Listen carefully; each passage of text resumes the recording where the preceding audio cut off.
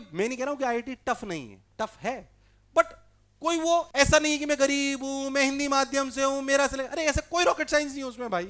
आप स्ट्रेटेजी से चलिए, 12 से 15 घंटे रोज पढ़िए, 2-3 बातों का याद रखिए कि मैं किसी सवाल को लेके ईगो नहीं पालूंगा, किसी सवाल को लेके ईगो नहीं पालूंगा। मैं आपको किसी भी सवाल को लेके ईगो नहीं पालूंगा कि किसी दोस्त ने बोल दिया और मैंने उसमें 3 घंटे खराब कर दिए, नहीं पालूंगा।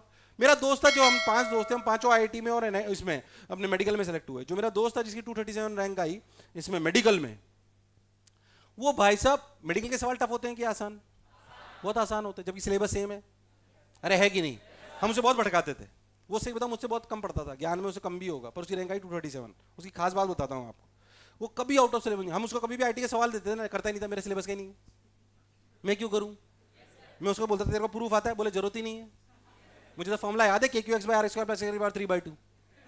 अरे यस और नो, मुझे जरूरत ही नहीं है कि मेरा लक्ष्य अलग है। मेरे पास 45 सवाल करने हैं 40 मिनट में। अरे यस और नो, हमें 18 सवाल करने हैं 1 घंटे में। एडवांस में हम 18 से 20 सवाल कर, बोलो यस और नो। 18 सवाल करने की नहीं करने 1 घंटे में।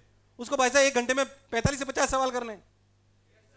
तो वहां पे स्पीड और एक्यूरेसी का खेल है, यहां पे कॉम्प्लिकेशन का खेल है। इन दोनों एग्जामिनेशन की तैयारी करने का भी अंतर डिफरेंस है। ऐसा नहीं, वो डिफरेंस क्या है वो मैं अभी उस पर बात अभी नहीं करने वाला हूं, बट आपको इन दोनों एग्जाम पे पैरेलल फोकस करना आना, तैयारी का डिफरेंस अलग है। अरे 12th का 11th का जो सिलेबस था वही नीट में भी है, वही जेई मेन में भी, और वही जेई, पर तरीका उसको आपको समझना पड़ेगा।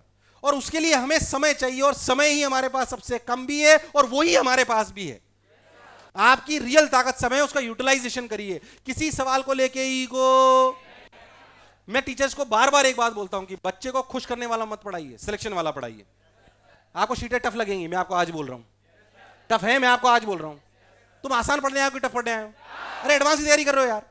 हम टीचर ऐसा भी, तुम पूरे साल बहुत मजा आएगा तुम्हें, ऐसा कर सकते हैं हम। कैसे? मैं तो अध्यापक हूं, ऐसा पढ़ाऊं, जो पढ़ाऊं वही डीपीपी में दूं, वही शीट में दूं, वही पेपर में पूछ लूं, तुझे पता ही नहीं पड़ेगा, तू पूरे साल खुश रहेगा।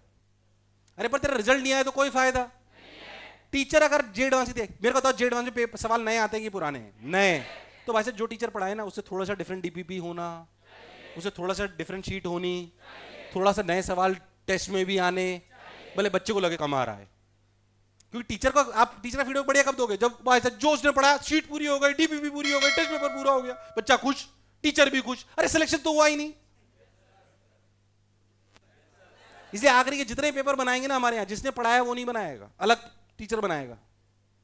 जिसने पढ़ाया है वो, हम इंश्योर करते हैं 3-4-5 टेस्टों के बाद कि अगर मैंने आपको ज्योमेट्री ऑप्टिक्स पढ़ाई है तो मैं टेस्ट पेपर नहीं बनाऊंगा। मैं तो वैसे भी जो चैप्टर पढ़ाता हूं मैं कभी भी उस पर नहीं बनाता। अगर मैंने पढ़ा दिया तो कोई भी पूछे, बच्चे से हूं ना,